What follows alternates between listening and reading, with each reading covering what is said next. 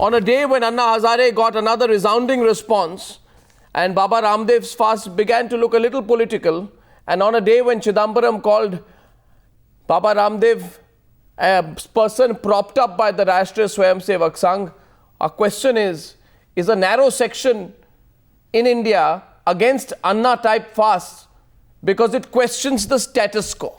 Let's cut the chase. Are there interest groups here who are threatened by these fasts? Sohail Seth from London. Prasoon Joshi is with me in our studios in Mumbai. And Sanjay Kaul is president of People's Action. We have three non-political voices on top of Newshour tonight. The political debate will happen a little later.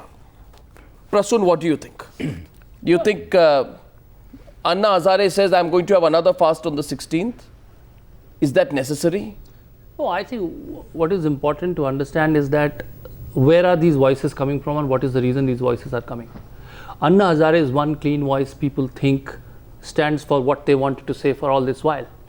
The fact that so many people, again, after Baba Ramdev thing has happened, again you saw so much of support. The fact is people are fed up. People do, and it is not. I think I'm surprised the way government is actually reacting to this, because this is not singling out a government. The people are actually frustrated with corruption altogether as a concept. It's so deep-seated in their lives that they want, some action taken against it. It is an inflection point, and it is. But does it give us a real coincidence that this government is facing that inflection point?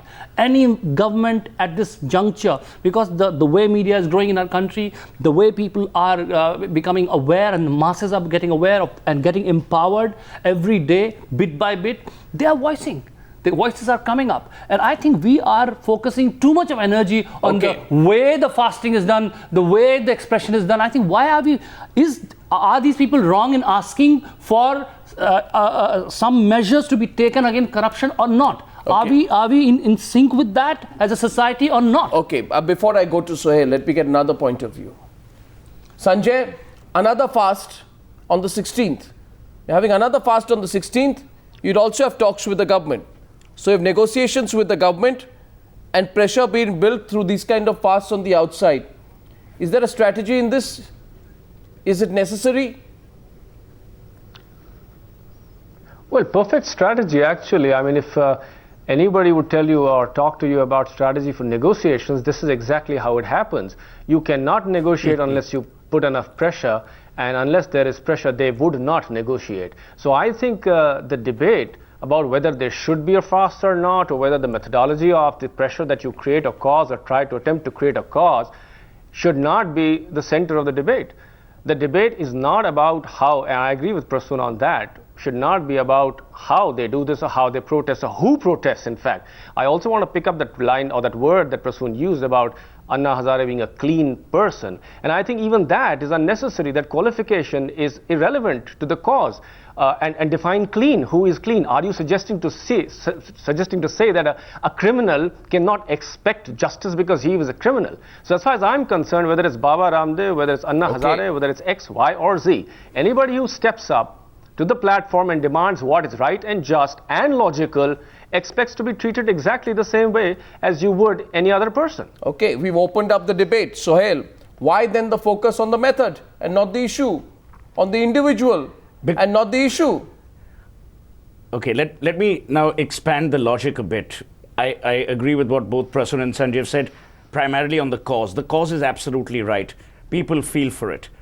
But because of the over-populism, either through media or through other means, what you're doing is you're trivializing the sanctity of a fast. People are saying, oh my God, there's yet another fast, there's yet another hunger strike. It's not about Anna Hazare, it's not about Ramdev. There is no doubt in any human being's mind in India that corruption must be addressed. But the methodologies are equally important for corruption in this manner not to be treated as trivia or farcical. So that's point number one. Point number two, people leading a movement, that's very important. It is incorrect to say that the individual leading the movement is unimportant. Would you have gone on a hunger strike if Lalu Yadav was leading this movement, who himself has been indicted for corruption? The answer is no. The point I'm making, Arnav, is the difference between Anna Hazare and Ramdev is that Anna Hazare has fired the imagination of a of a secular, of a non-political, So are people feeling threatened non-gender by that? mass of people. Are people feeling Whereas threatened by Ramdev- that? Because it will No, upset it's the not status about- quo. Look, let me tell you, the status quo is and has been upset already. Now the status Isn't quo that a has good many thing? ramifications. No, I don't know if it's a good thing. I'm not a soothsayer.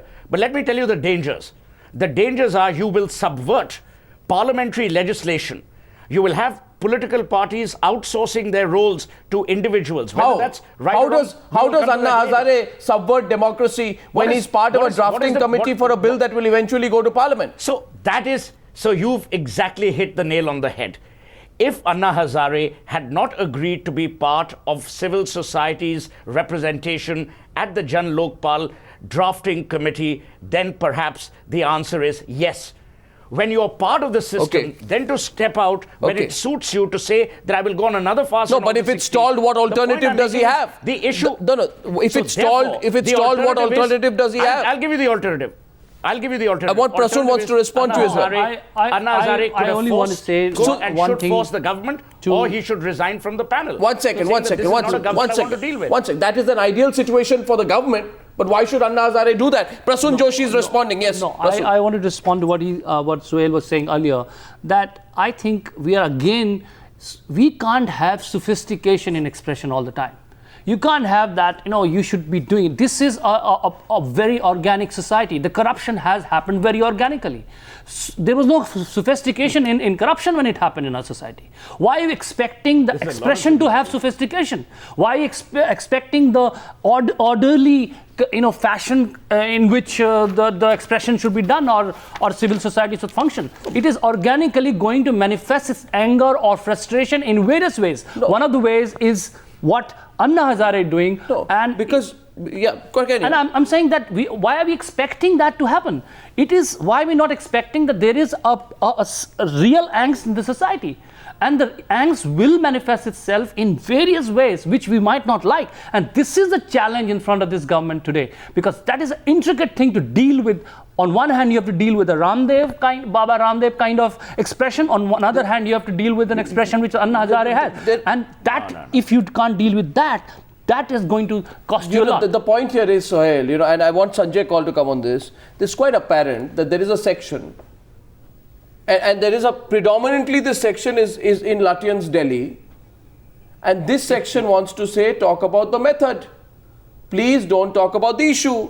If you tell them, Sanjay, if you tell this group that eventually it is about bringing the Prime Minister under the ambit of the Lokpal bill, which, by the way, the Law Minister of India, current Law Minister of India, was for till he changed his mind and went with what the group of ministers is now saying.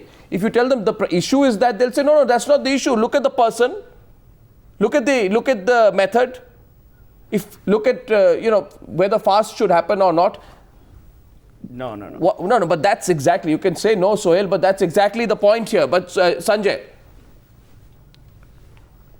No, you see, your line earlier was that this is basically a narrow audience which has a problem, and I think that defines it. Let's just keep it like that. First, it's narrow, which means it's a very small, insignificant part.